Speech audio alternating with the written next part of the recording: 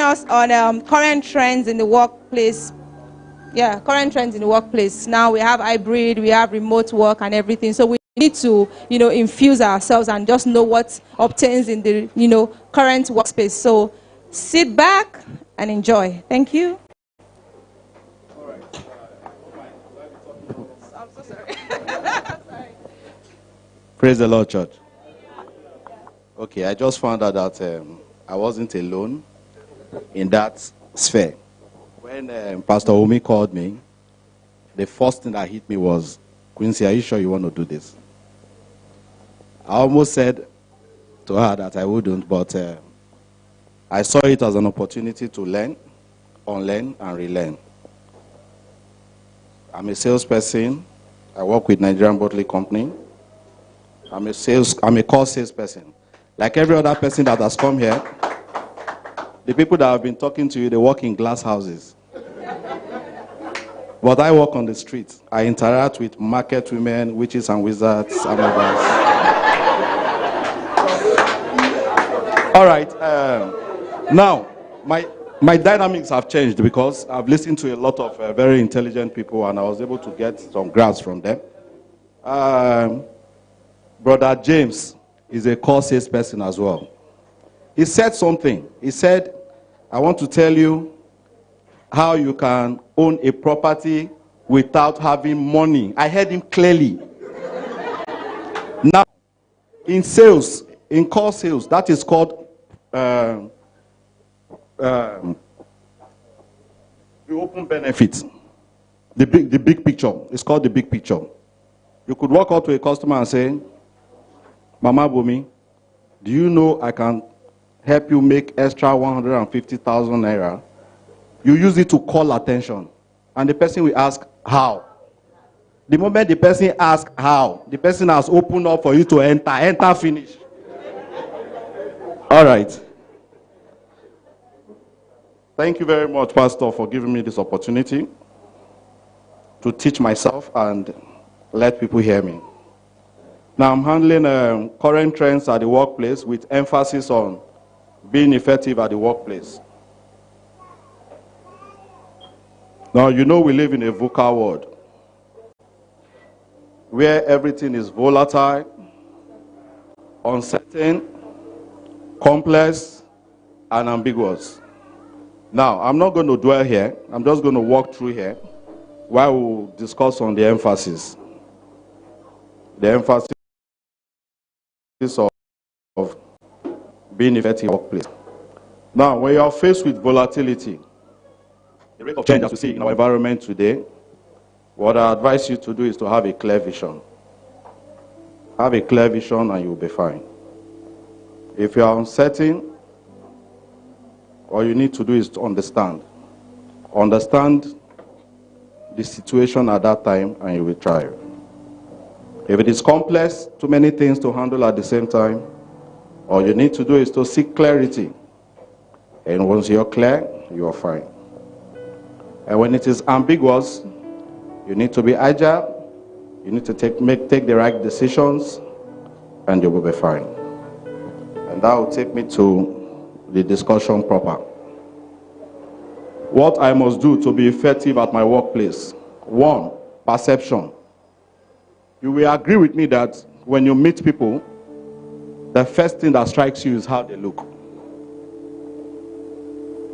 If pastor sitting here today comes up on stage today with beers and cowries, I'm very sure by next week Sunday, nobody will be sitting down here, including me. So, perception is key for every salesperson. Another thing for me is attitude. Attitude is everything. Like there's a popular saying that says, attitude is like a flat tire. When a tire is down, the vehicle goes nowhere. So you have to have the right attitude in the workplace. If you have the right attitude, you attract people to yourself. People will want to have fellowship with you. And the next thing for me is a mindset. If you have the wrong mindset, you can never grow. You need to have the right mindset. You have to see positivity, solutions in every difficulties. And this is one of the ways you can be very effective. Then, this is something that my company uses for every one of us. We'll make it simple. In the workplace, make the workplace simple. I am a salesman, and I have told you what I do business with the call street person. If I come to you and I discover, first thing, you don't speak good English. Omo, na broken, you know. I'm a proper worry boy. I will switch. When I joined the NBC in 2008, I was meant to cover Akeson or Badore. I don't know who knows that area. You know Akeson or Badore, Gondo Aziz. Good. It was a good place for me. I was actually sent there because I was too handsome and slim. I was clean, posh. And when I got to Mushin, the area sales managers there were looking like, see this Ajabota, I want to say Coca-Cola. Send him there. They thought I would not survive. But on getting there, they saw that I was made of many things. Language was not a barrier. Till today, I don't speak Yoruba. The only thing that will make me learn how to speak Yoruba is if you tell me to go to the bank and use it to collect money. Yes, I'm not a language person. I schooled in the East. I don't speak Igbo. I understand Igbo, but I don't speak Igbo. I'm not a language. I don't have ears for languages. But I will thrive in any community I find myself in. Now, what do? Language was never a barrier. If I come across customers that cannot speak English, I diversify. I get an interpreter. So tell them. I will talk. They will talk like this. And we'll pass the message. I'll make sales from our organization. So we keep it simple. You don't need to use big grammar when you're talking to people. Communication is only complete when the person you are passing the information to understands exactly what you are saying. So this morning, this is one of the valid points I'm bringing to you, to keep it simple. Then another thing for me, for you to be effective in the workplace, is teamwork. In my organization, it is we over I. It is not I who says, Amado Jemo, I did this, I did that, I did that, I am this, I am that. It is no. It is we, because you alone cannot do it. And the last for me that we will discuss briefly is target and goal setting. Now, in target and goal setting, I advise you to use the SMART model. 1, you have to be specific.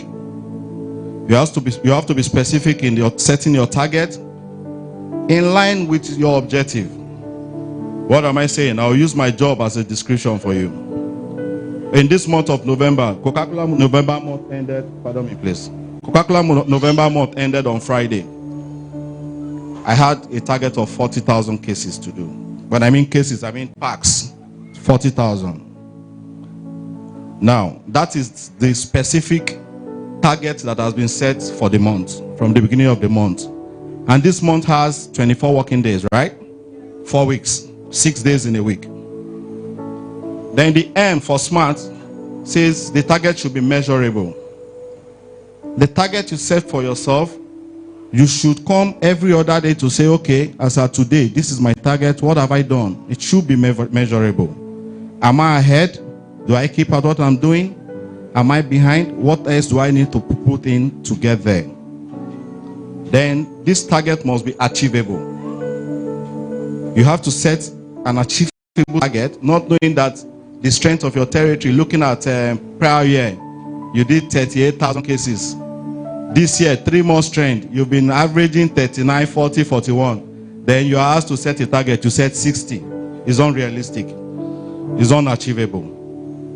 So you ensure that you set realistic targets. And for the last, the target must be time bound. You set a time which you are to close with that target. And my own set time was 4 weeks, meaning for a target of 40,000, if I divide it by 4 weeks, I have 10,000 per week. Per week, yeah. And if I divide it by day, that should give me what? Somebody help me, please. Hello? 1,500. By 4, divide 40 by 4. 10. Divide 10 by 6.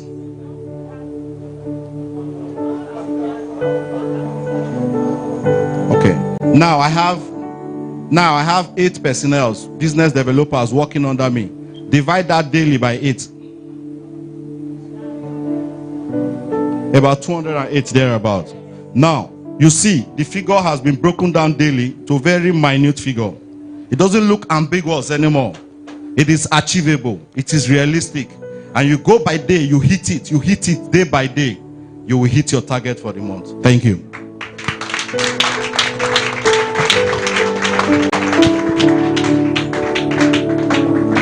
Wow, wow, wow. Thank you, Mr. Quincy. You have just won yourself my favorite person now in Harvest World. No, he was actually spitting gems. If you really listen, he was actually one of my favorite people.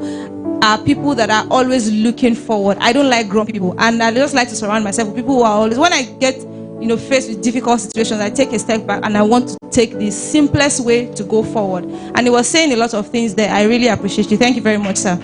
Thank you very much. The next person we're bringing up here is Sister Adiola.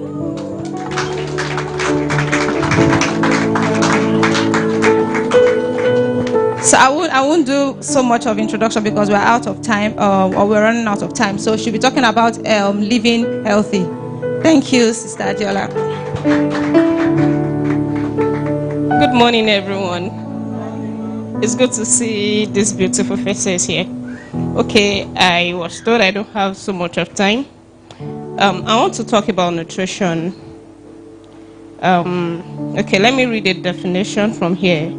Nutrition is the process of providing and obtaining the food necessary for health and growth. I know that we eat, everybody eats. If you're not eating, you won't be here this morning. But there are some things we need to pay attention to when it comes to our food. I have a few points here. There is what I call balanced diet. There is portion control. There is hydration. And there is nutrient-dense food. Paying attention to limiting our processed foods, and then maximizing your added sugar and eating mindfully. I know that some of us, well, all of us are conscious of what we eat, but the truth is, the small changes you make in your feeding, in your daily habit of when you are eating, makes a whole lot of changes. We have had a lot of situation. In fact, when you think about the health, the people's health, the different kind of health conditions that is in the world right now, majority of it is caused by food. And the truth is, we just eat. You eat processed food, you eat a lot of added sugar, you take Coke, you take Pepsi, you take all sort of those things. And the more we take those things, the more you are adding, in fact, piling up problems for yourself. Of course, it doesn't happen immediately. I met a lady like 3 months ago, and I was trying to, she saw my product and she said, I like this. Tell me about it. So I was telling her about the product, and she said, oh, don't worry, me, I'm not even conscious, I'm not mindful of what I eat. I was like, I don't get that. The lady is very fat. Yes, I use the word very fat because, if you are big, it's different from if you are fat. She had this big tummy, big breasts, everywhere was big. And she said that I should not bother telling her about the benefit of what I was trying to sell to her, that she doesn't care. And I had to tell her that, do you know that you are on a path to a very dangerous, in fact, it can kill you. And she said, see, what is in this life? It took me a while to think about what she was saying, and in my head, it's only somebody that is fed up, that has concluded of maybe giving up, that's given up, that will make such a statement. And then another thing is that it doesn't matter if you are rich or you're on the average. If you decide to be conscious of what you are eating, sincerely, the people say that healthy food is expensive. It is a lie. It is because you don't see it as anything important. The truth, it is expensive, but it is not expensive. If you consider wearing clothes as important, it is not expensive. If you are somebody that likes to wear jeans, you like to dress all out, it is not expensive to you. But when you now look at what you should eat and say, I would rather eat gala and coke on a Monday morning because it's cheap. It's not cheap. You are just killing yourself. So, okay, I said that it is not whether you are rich or... I said that to say that last week Friday, there's this one of my customer, the man had wanted to buy nuts from me, and he said, so I got to him, he said, Adiola, just give me granola and fruit juice. I'm not buying nuts, I don't have the money. I was like, sir, this is just 20,000 naira. He said, I don't have the money, blah, blah, blah.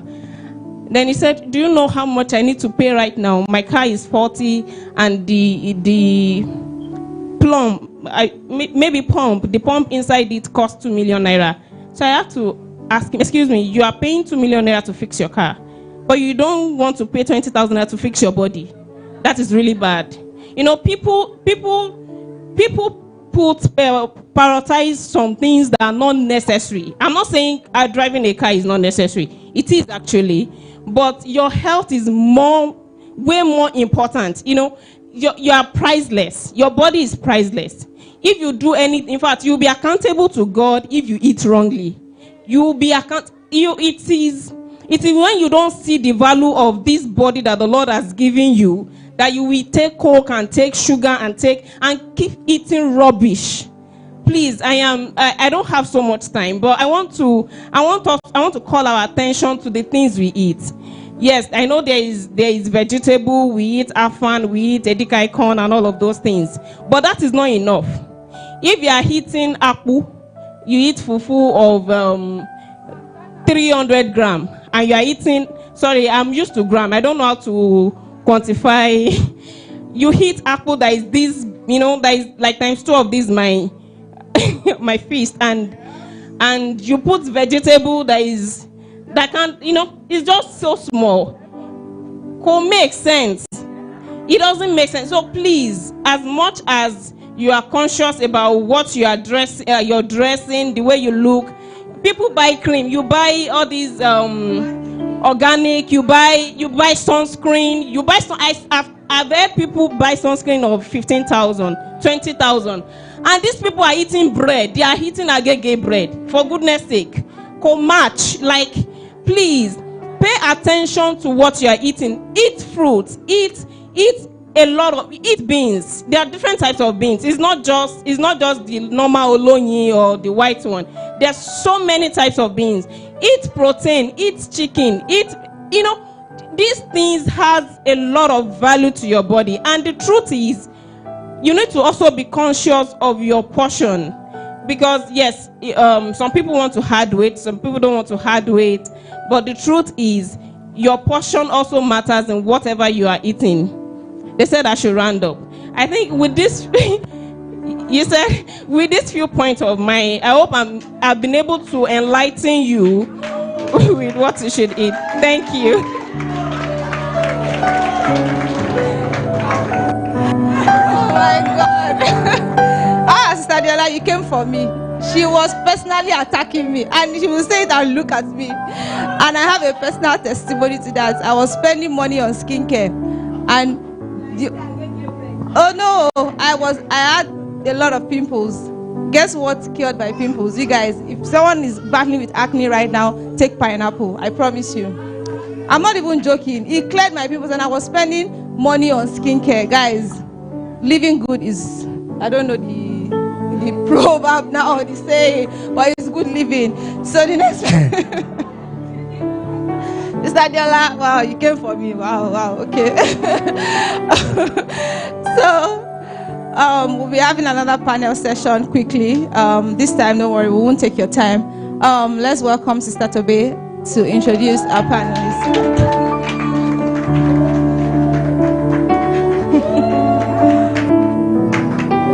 Hello, everyone. still in morning, right? Okay, good morning. I think you're going to set the chairs for me. I have no idea how I'm standing here, but I think Pastor Umi likes to call things that be not as though they were. It's a privilege to be in front of you today. We are going to be discussing marriage and relationships. And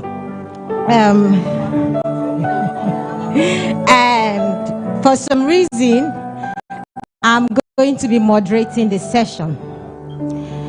This session,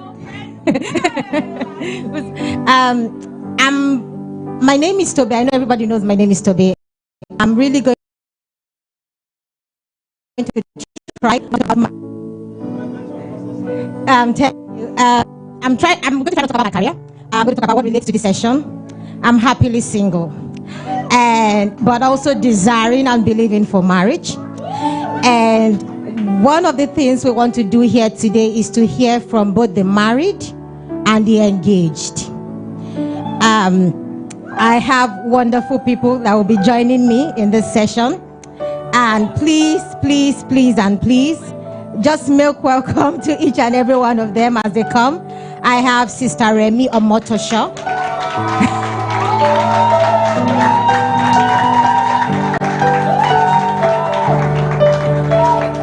So, you can see there. So, she's smiling. Don't worry, you'll see more of it.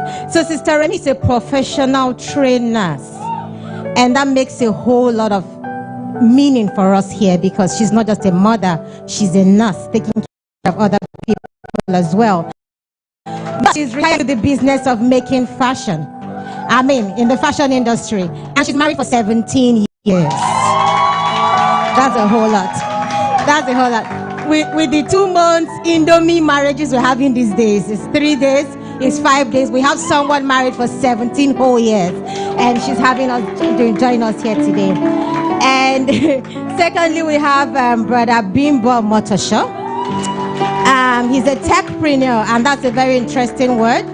And he's into software development for about 2 decades. So he's not just only professional. Please let him come up, please. He's also married for 17 years. So one thing you'll see that they are both husband and wife. But on this panel, I want you to treat them as man and woman. Because I want you to hear from the man for every male here, and you hear from her for every female here. And we have, the last but not the least, we have Sister Elizabeth Odeni. She's a sustainability consultant with EY. Yes, and she's joining us today, and she's been in a relationship for 2 years, and is engaged to be married this year. And if you've had struggles with relationship, you know that 2 years is not an easy thing. People are going in 1 week in, 1 week out, and she's able to stay for 2 years, and we have her here. I did the introductions, so hit the ball running. Pastor Benga would say, let's do the damage and escape the danger. My danger here today is that we don't have much time, but we'll try our best to cover some questions that we've brought to mind. But most importantly, we want to hear questions from you. And I'm going to share the theme of this panel, because I want you to start thinking about it even while you raise your question. We're looking at balancing acts. How do you sustain love? How do you build resilience? And how do you show yourself as a responsible partner in this changing world where we have LGBT, LMNOP, whatever it is, and we have ideas from good motivational speakers in the social media space that are really not biblical. So we really want to hear from them. And this morning, I'm going to be starting with Sister Remi. And my very first question to you is, can you share a specific experience where you had to make a tough decision regarding family responsibilities and how you handled it? I'm asking this question because you're a nurse, you're into fashion, you have children, and that means you're dealing with your close family, your extended family, and you're trying to build a sustainable relationship across board. And I want to hear from you, being that they say you are the helpmate. How do you try to balance living with your husband, taking care of your children, and also being a responsible partner? How do you balance being responsible to your mother, your siblings, your father, and your children? We want to hear examples as well. Wow, that's a huge one. Yes. Yes. A lot of questions rolled into one. Yes. Well, when I saw the question, one of the things that came to mind is the fact that the word balance is a big word. And I think the most important thing is understanding responsibility. Like, what am I supposed to do?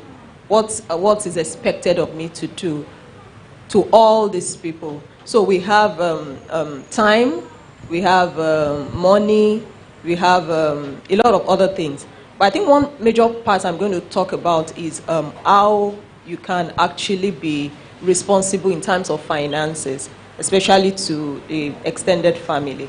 Then one of the major things is to be, we all have different family structures. And for some people, who you will be responsible to outside your immediate family is different, it's diverse based on individual families. So one of the things that we do is we do allocation. This does not have to be huge. For example, maybe parental responsibility on both sides. We can decide, the two parties should come together and decide, based on our income, how much we will be able to be putting down for this particular person per month. Like I said, it doesn't have to be plenty. The most important thing is, is it regular? So when they see it's regular, they know you have them in mind. The reason why people come with so much unnecessary pressure is because they feel you have neglected them. You don't care. So but when you are committed to something monthly, they know that at the end of the month, something is coming. Even for such people to bring big challenge to you, like, I need this, I need like 50K, I need like, it to be, because they will consider the fact that this person has been responsible, at least been giving me something monthly. You understand? I think Thank you. Thank you very much. And I love your response when you say you're consistent and regular. Yeah. But my next question is flowing from that, and it's about black tax. And I don't know if you know what black tax is, but I'm going to just do a little definition. Where we're from Africa, I don't want to use the word black, but people are expected to take care of their mom, their dad, their siblings, their husbands, and their wives from their finance. And sometimes people are beginning to take the role of El Shaddai in the life of others, that is getting to a place of toxicity to yourself. So, Brother Bimbo, how do you manage such demands coming to you to finance not just your family, to finance your extended family, to finance your nieces, your nephews, your cousins? They have school fees, they have whatever, and then you still have to take care of your family. How do you manage black tax? Okay. Hello. All right. Good morning, church. Yeah, it's a good opportunity to be here. It's a privilege, and I'm very grateful. So thank you. To the question. Well, it's about, she hinted on it because, it's the same formula. It's about planning. You know how much you are making. You know what you can afford. You know what you cannot afford. Plan and allocate.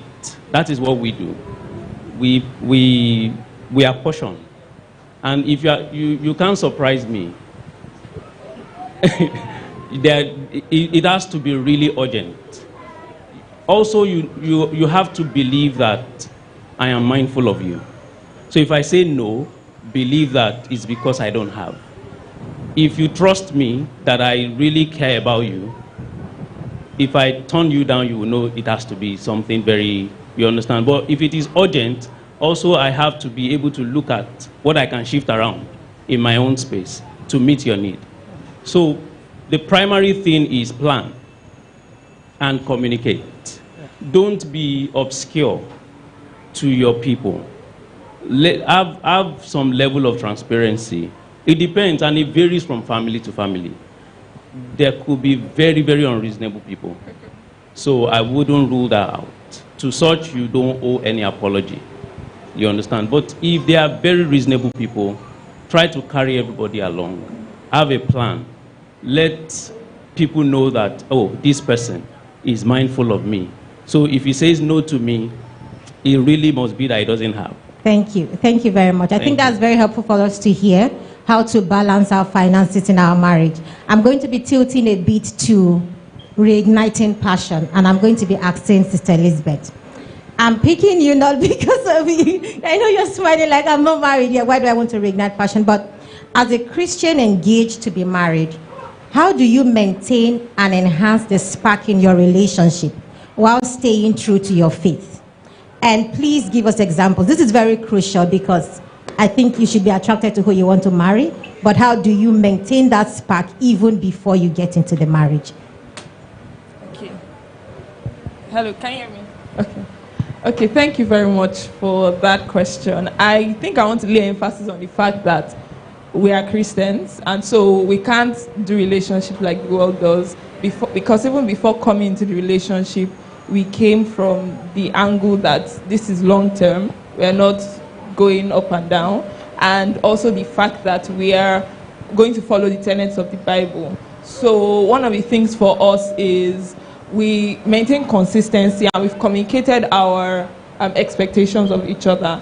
So we don't want the fire to burn. We make sure that although we live in different parts of Lagos, at Ikorodu, he's on the island. So at least in a month, we try to see regularly, and we go on dates. Dates does not have to be a dinner, or you have to spend maybe 1 minute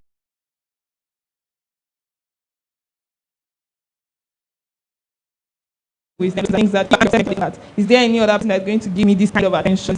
Is this person shown that they respect me? Has this person shown honesty and things like that? So just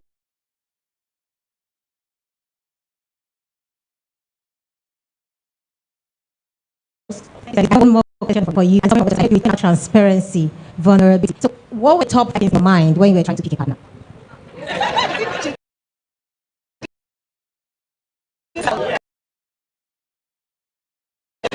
okay.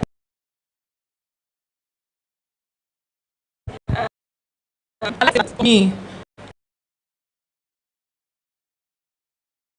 I wasn't looking forward to a relationship. I was the last person to know that I was dating. Every other person told me, and God told me bad by me. So I think for me, it was a value system thing. I have certain values that I live up to, and I expect that somebody should also live up to certain values if we are going to live together in the long term. How is this person's personality? Are we going on the same journey?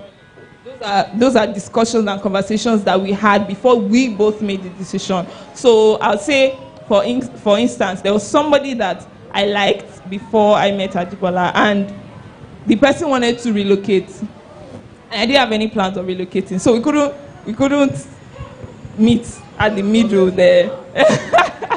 So we couldn't meet at the middle. So there are other things that you just have to discuss.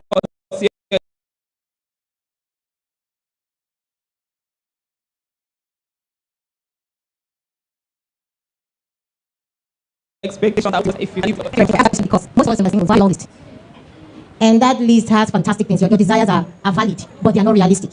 And it comes back to something we've been hearing in the previous session about having smart goals. I think when you're having a list, have a smart spiritual list that is realistic as well for you, so that you're sure of what you're looking for, and you're sure that you are what you're looking for.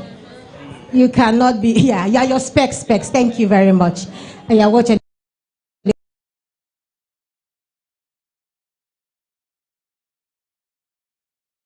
for. I think the last question I want to ask is to Brother Motosho. We open it up for questions because I believe we have some questions. And the question is about the state we find ourselves in. Even though we have diverse identities, we have what cosmetic surgery cannot do. What cosmetic surgery cannot do. And what will you advise what advice will you give to individuals in making decisions about a life partner?